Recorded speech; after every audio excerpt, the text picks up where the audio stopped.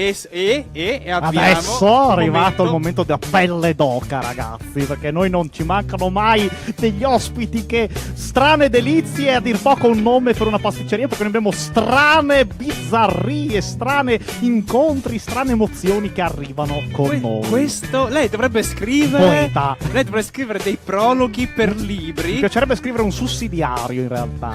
Ma perché? Vabbè, nella vita nulla è impossibile. Un sussidiario per descrivere ogni nostro ospite, perché a noi, siccome piace rimescolare nel torbido e soprattutto nel mondo sommerso del Friuli, abbiamo invitato qui un personaggio particolare. Buonasera.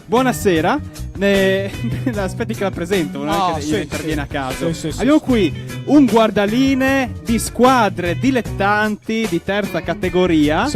Di calcio, e ovviamente i guardaline di queste squadre sono sempre, in realtà non è un arbitro, ma è il dirigente più scarso della squadra che viene messo a fare il guardaline. Dico bene?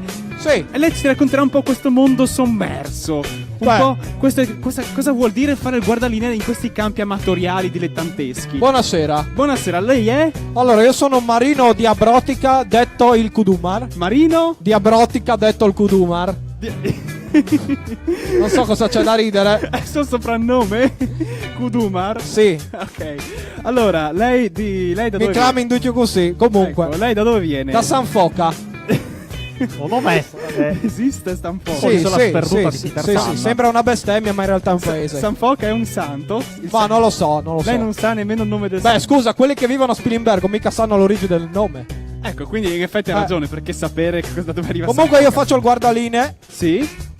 Guardaline Jolly ufficiale terza categoria Friuli Venezia Giulia. Questo è proprio il nome ufficiale di quello che fa lei. Lei è Jolly, tra l'altro. Sì. Cosa significa essere guardaline Jolly? Guarda, io sono il sostituto dei guardaline che sfortunatamente ogni domenica si ammalano, perché hanno paura ovviamente della partita, delle squadre più forti, quindi dicono no, io abdico, vai tu caro Kudumar. Che ti chiamano tutti in quel modo, no?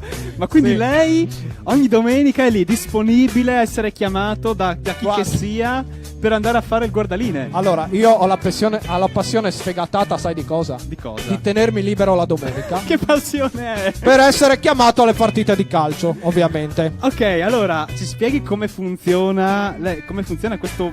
allora, non è mestiere, è volontariato. È vocazione. È una sì, volontariato vocazione. Allora, funziona così. Io non ho un biglietto da visita. No. Io non ho un biglietto da visita. Sai come faccio a farmi conoscere? Come fa? Durante l'intervallo delle partite vado negli spogliatoi, mi chiudo dentro il bagno e con un indelebile sulla porta scrivo Kudumar 49 Perché 49? guardalinee per asporto e metto il mio numero privato.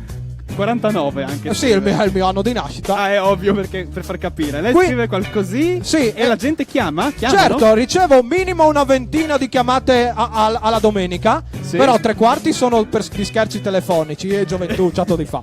E invece qualcuno mi chiama veramente per andare a fare il guardaline. Ho capito.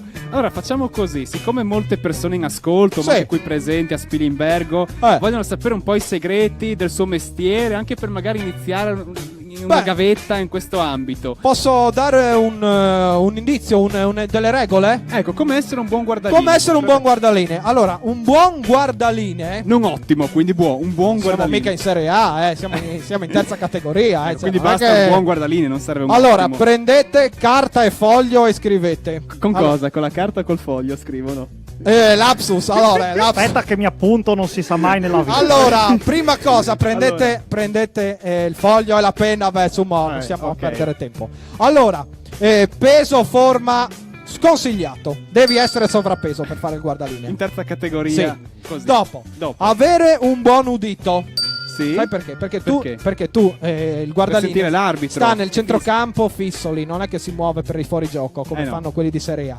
Quindi deve sentire i tifosi della tribuna che dicono fuorigioco o no, e quindi se loro dicono fuorigioco gli dai fuorigioco. Cioè, ascolta i tifosi. Ok. Certo. Dopo devi dare ufficialità al tutto e quindi devi avere un fischietto. Il guardaline. Fischietto, parastinchi, maglietta di vecchi eventi paesani come la mia di Facciamo Festa, che non so dove l'ho tirata un fuori. Classico. Quindi con sponsor che non esistono più. Ad esempio avevo quella della Trattoria dell'Aquila che è stata bruciata nel 2005. Quindi va in giro con vecchi sponsor che... Dopo, sì, ovviamente la maglietta deve avere 2 taglie in meno la tua per far vedere Attillata. No, prendere di petto, no? La cosa. Aerobico. Dopo, può essere. Mi raccomando, il sentimento. Che il sentimento, perché in friulano sentimento è la razionalità. Sentimento. Sì, razionalità. In quel senso, sì. ok. Dopodiché. Dopo l'oggetto principale è la bandierina.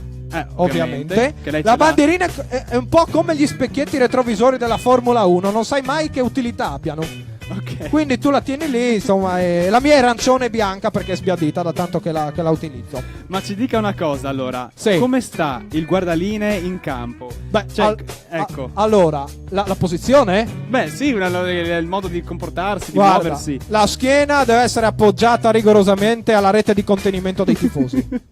Una mano in tasca e una mano sul fianco. La bandierina dove... sotto il braccio. Tanto non la uso.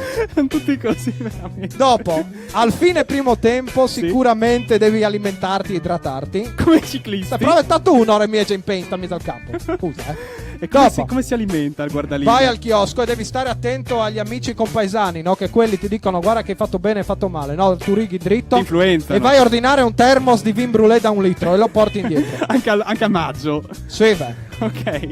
Dopodiché ci sono altre. Unica cosa che vi dico è l'ultima. Sì. È la credenza del guardaline. Credenza in che senso? Tu devi entrare in campo toccando per terra, no? Come fanno i calciatori, e farti il segno della croce. Anche guardaline? Ma disares hanno questa d'obbligo. Sì. Tu tocchi per terra, a volte hai anche la rugiada impregnata delle mani. La ciucci? E la ciucci tutta. La baci perché ti baci le dita. Sì, beh. Dopo il segno della croce. Sì, beh. E lei ciuccia la rugiada dopo il segno della croce. Sì.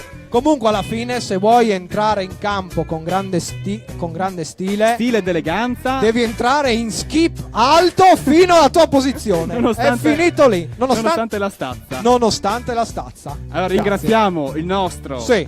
Come si chiama lei? Io, Kudumar. Marino Diabrotica, detto il Kudumar. Sì. E da San Foca. E noi torniamo tra poco con un ospite senza mancarle di cortesia. Si collega su che calance. Non è vero. Va bene. A tra poco saremo con Giada Andreutti, Chiastronze Live Show.